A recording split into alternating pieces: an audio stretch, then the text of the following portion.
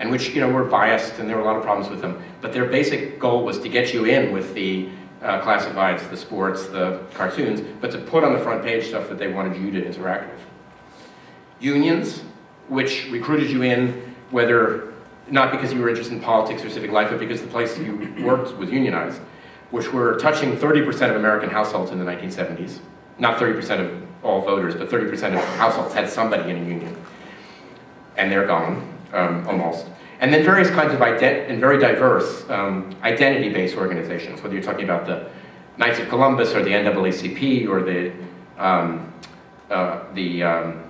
Rotary Club, all kinds of different demographics in each one. But thanks to them, in the 1970s, more than 60% of Americans said that they had attended some kind of a face-to-face meeting to discuss public issues within the preceding year. And all those numbers have just completely plummeted. So, it's much, much lower levels. Less than half of as many people reading daily newspapers are going to meetings. The various streams of civic life, those separate ones, the NAACP versus the Knights of Columbus, they weren't interacting nearly enough or on terms of fairness, but there were definitely moments when the head of the union and the head of the Chamber of Commerce, or the priest and the rabbi, did interact. And it was possible to climb a ladder through those separate communities so you could get basically at the table. I'm not sure we have any of that. So my bias is that we can't just hope that something like Twitter will replace them.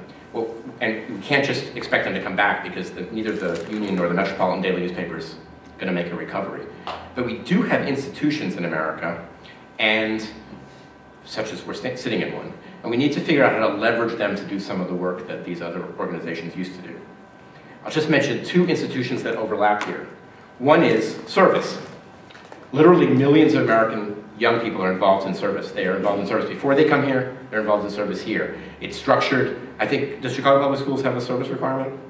So that's an example, right? That's a little unusual, but still, it's very relevant because it's right here. And then there's federal funding for service through AmeriCorps, and there's private funding through anything from 4-H to Campfire Girls.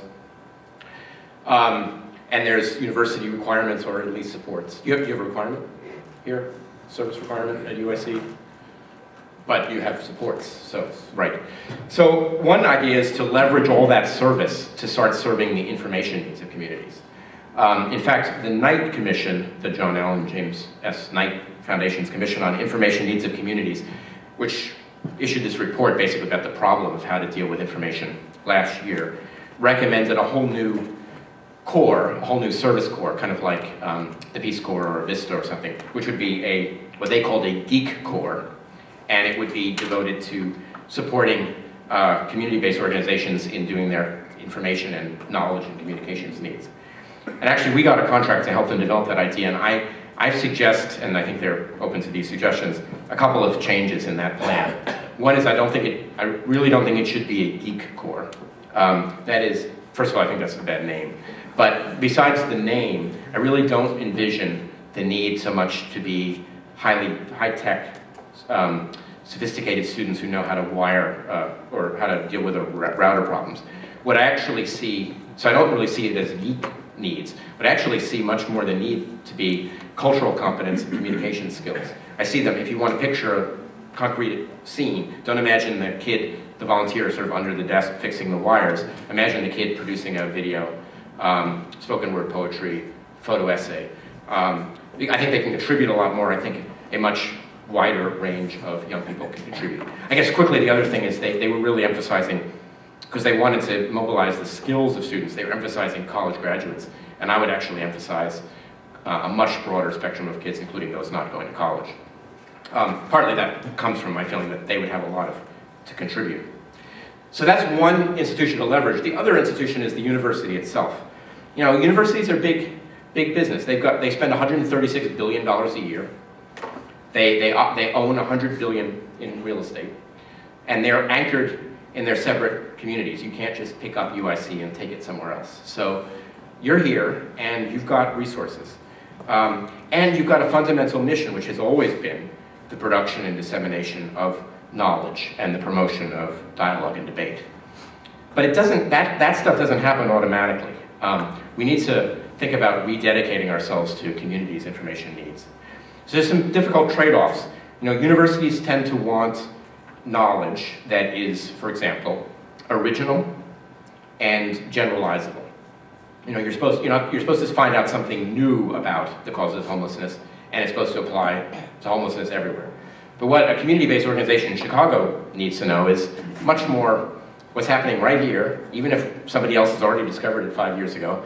They don't care whether it's generalizable, but it needs to be relevant, understandable, and immediate. Universities can provide some of both of those, but there are trade-offs, and so they don't just both automatically happen. And so the kind of commitment that you have at your center to developing research that, or harvesting research that's of immediate, concrete relevance to communities is very important, and the research grants that you make. The other thing is, we need to aggregate the scattered knowledge we produce. Because if you took all the knowledge that this university produced that was relevant to the people of Chicago, it would be amazing, but where is it? It's all over the place. And that was fine when the Metropolitan Daily newspaper had the job of aggregating it.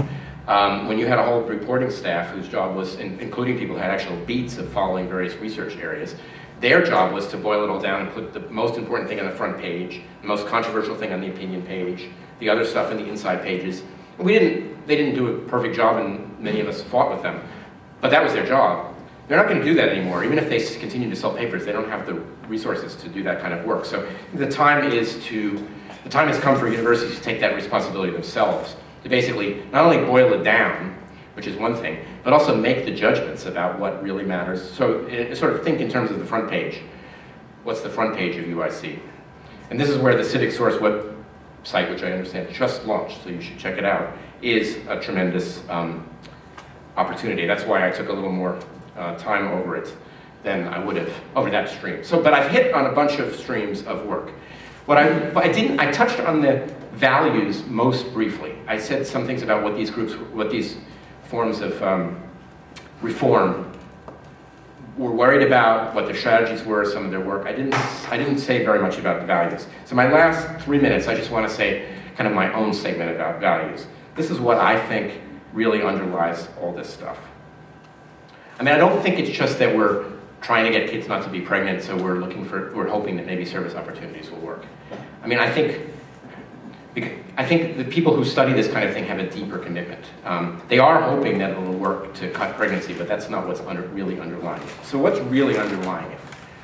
I think what's really underlying it is a moral commitment to create a better form of politics in the broadest sense, of public life for everyone. Because good examples of community-based research, youth-led research, service learning, youth media production, deliberation of current issues, these are all profoundly countercultural in our time. They exemplify a kind of public life that is in desperately short supply. In general, we treat the people who will be affected by social policies as somehow at risk. They're victims, or they're bundles of problems or potential problems. Even if we're sympathetic to them, they're victims. And we put these labels especially on the young and the old, poor Americans, minorities. Civic work acknowledges inequalities and injustices, but it treats all people as assets, capable of addressing their own problems and contributing to the whole community. We should welcome and expect them to contribute not only because doing so has good effects on them and on the community, but because respect for them as assets is a fundamental moral obligation, because they're human beings, simply. In general, we see education as the job of professors and teachers and administrators, and then the clients or students. And everybody else is really kind of irrelevant to it. Education is a specialized task, so then it has specialized measures, and so success means passing tests, which jokers like me design for you, because that's part of my job. But education should actually be a community-wide function. It's the process by which a whole community chooses and transmits to the next generation appropriate values, traditions, skills, practices, and cultural norms. Civic work at its best crosses the lines between schools or colleges and communities and reflects a much more inclusive definition of education. In general, our politics is government-centered. So liberals say government should do something new, like health insurance. Conservatives say if we just got government to shrink, we'd solve our problems. I think That's a good topic. We should discuss it. But it's not the only topic. Governments are important, but they're not the only institutions that matter. And if we take a state or government-centered view of politics, what are you all supposed to do between November this year and November 2 years later? What is there to do between elections? So, but the kind of the civic work that goes on in a place like this is citizen-centered rather than government-centered. It starts with people forming relationships with peers, expressing their interests, listening to each other, and then using a range of strategies to make the world better, some of which might have to do with making the government bigger, some of which might have to do with making the government smaller, and some of which might have nothing to do with the government at all. In general, our democracy is threatened by the mobility of capital investments.